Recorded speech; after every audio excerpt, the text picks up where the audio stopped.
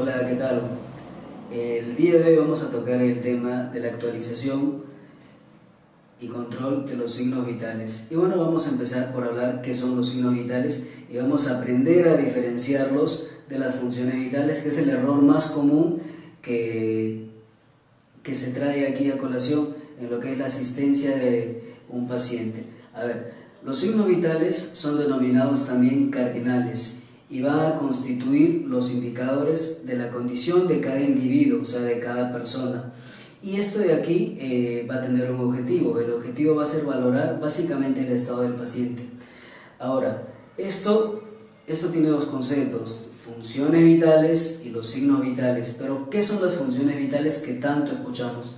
Las funciones vitales van a ser mecanismos internos por el cual se regulan varias funciones, y los signos vitales son los mecanismos externos que lo que va a hacer es verificar lo interno de las funciones vitales. Me explico un poco mejor. Las funciones vitales, por ejemplo, tenemos función cardíaca, tenemos función respiratoria, tenemos función neurológica. Y lo externo, lo que nosotros podemos ver, oír y sentir, tenemos la frecuencia respiratoria, presión arterial, temperatura y pulso. Eso es la diferencia. Los signos vitales son mecanismos externos y las funciones vitales son mecanismos internos. Ahora, el control de los signos vitales va a contribuir a valorar, diagnosticar y tratar cualquier problema de salud del paciente. Recordemos que nosotros habíamos mencionado que los signos vitales nos van a demostrar cómo está internamente nuestro paciente. El control de los signos vitales, debemos tener en cuenta que el paciente debe permanecer sentado. Hay muchos valores que se ven afectados si el paciente está en otra posición, como acostado o de pie. Vamos a hablar ahora de qué es lo que se debe hacer antes de tomar los signos vitales. El paciente debe estar en reposo. El paciente no debe haber consumido bebidas frías ni bebidas heladas, no debe haber fumado y no debe haber tenido ningún episodio de estrés. Si esto fuera así, nosotros tenemos que tratar de que el paciente tenga un reposo mínimo de entre 15 y 20 minutos. Ahora, en primera instancia, vamos a hablar acerca de el primer signo vital muy importante, la presión arterial.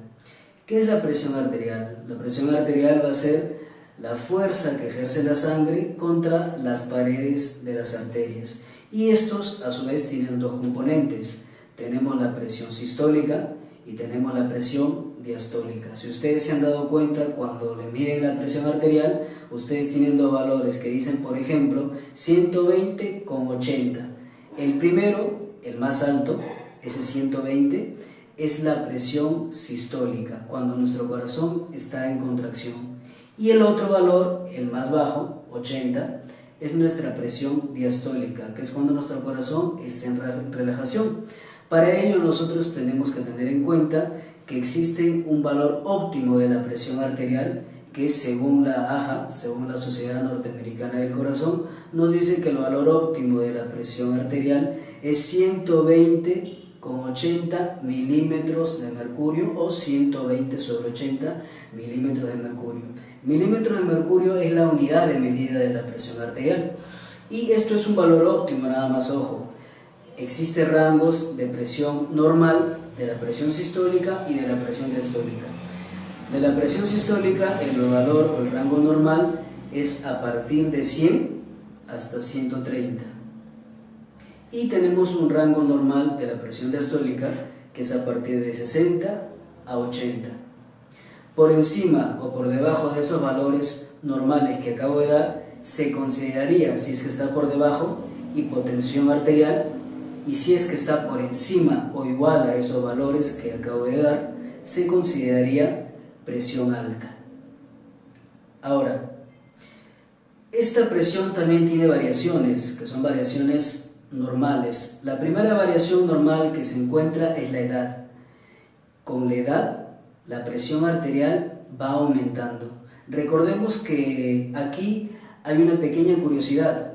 Todos los signos vitales con la edad disminuyen, excepto la presión arterial que con la edad aumenta. De ahí tenemos, por ejemplo, que un recién nacido tiene una presión arterial de 90/50, que eso es normal en él, y conforme crecemos y tenemos más edad, la presión va en aumento. Es por eso que es muy común ver que una persona adulto mayor siempre tenga una presión más elevada. También es normal en el sexo, por ejemplo, la presión tiende a ser más elevada en los hombres que en las mujeres. El estrés, las emociones negativas como el estrés, preocupaciones, cólera, tienden a aumentar la presión arterial. Es de ahí que hay personas que dicen yo tengo presión emotiva, cosa que no existe. No existe un valor llamado presión emotiva o una denominación llamada presión emotiva. Es simplemente que a esa persona se le sube bastante la presión cuando tiene mucha preocupación, mucha cólera o está sometida a mucho estrés. También la constitución corporal. Por ejemplo, las personas tienden a tener más presión alta cuando son, por ejemplo, obesas, cuando, por ejemplo, son muy gorditas. La raza va a hacer que también una persona tenga o no tenga disposición a tener presión alta. Ejemplo, las personas de raza negra tienden a ser hipertensos. El café, bebidas por ejemplo como el café, va a hacer que la presión arterial aumente. Por eso es que a una persona hipertensa se le dice que consuma en menor cantidad o por último, de acuerdo al estadio de la presión arterial, que disminuya o que lo suprima totalmente el consumo del café. El fumar está demostrado ya que el tabaco ayuda y contribuye en subir la presión arterial. La sal también sube la presión arterial básicamente porque hace que retenga líquidos. Entonces una persona al retener líquidos se edematiza y ese edema hace que la persona se le suba la presión arterial. Los ejercicios. En los ejercicios la presión arterial aumenta.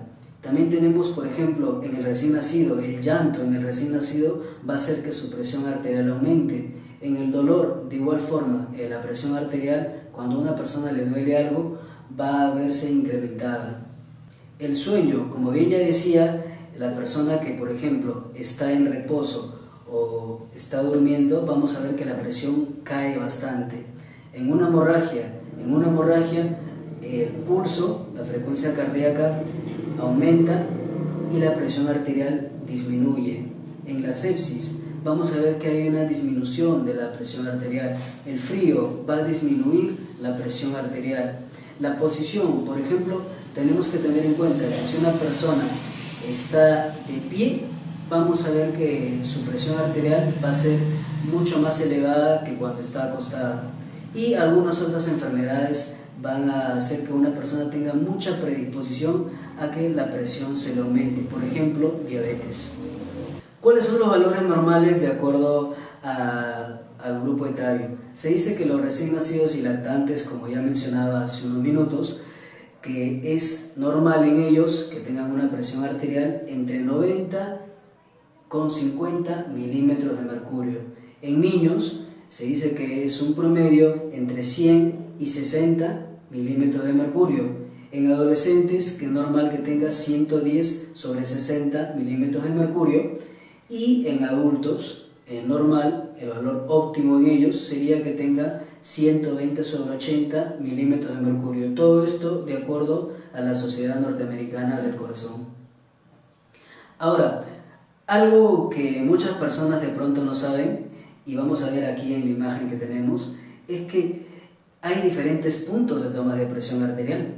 Hay muchas personas que creen que solamente se puede tomar en el brazo, cosa que es totalmente erróneo. Imaginemos que nosotros tenemos una persona con amputaciones en ambos brazos. ¿Dónde le podríamos tomar la presión? Recordemos que la presión arterial se toma en una arteria, ¿sí? Tomamos en una arteria. La arteria que con frecuencia utilizamos es la arteria braquial aquí en el brazo, que se encuentra en la parte interna. Nosotros también recordemos, y eso nos puede demostrar los tensiómetros digitales, que nosotros también podemos tomar la presión arterial en la muñeca, utilizando la arteria radial, como podemos ver en la figura. También nosotros podemos utilizar la arteria femoral. También nosotros podemos tomar la presión arterial utilizando la arteria pedia que tenemos aquí en la parte posterior a la altura de nuestro tobillo. Vamos a hablar ahora de las alteraciones. Tenemos dos tipos de alteraciones que son las más recurrentes, que es la hipertensión arterial, que es el aumento o la elevación de la presión arterial por encima de los valores normales, que esto es cuando la presión es igual o mayor de 140/90 milímetros de mercurio. Vamos a tocar este tema un poquito más a fondo. La hipertensión arterial es una enfermedad crónica, no tiene cura, se controla y es degenerativa. La persona va a empezar a ver los estragos conforme pasen los años. Y esta es una enfermedad conocida como el asesino silencioso, porque en la gran mayoría de casos, en el 80% de casos, es una enfermedad asintomática. Quiere decir que no da ningún síntoma. Es más, hay muchas personas que se sorprenden cuando uno le mide la presión y le dice que está con 150/90, presión alta. Y la persona dice, no señor, usted está equivocado, yo no siento absolutamente nada. Yo tengo amigos que me dicen que están con la presión alta y sin embargo sienten dolores de cabeza, mareos. Y efectivamente, hay muchas personas incrédulas a ser hipertensos justo porque no tienen ningún síntoma. Y lo que desconocen es lo que acabo de mencionar, que el 80% de casos es asintomático. Pero hay un 20%, como pueden notar, que sí tienen síntomas. ¿Cuáles son esos síntomas que representa una persona? Esos síntomas son los siguientes: zumbido de oídos, cefalea o dolor de cabeza, mareos, tienen luces centellantes en la vista o muchas veces están caminando y se les oscurece la visión por completo durante unos segundos.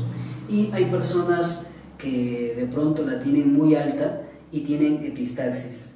Eso es producido por el aumento de la presión en las paredes de las arterias, que al nosotros tener arteriolas en nuestra nariz que son de muy bajo calibre, esas en algún momento revientan y eso ocasiona el sangrado nasal.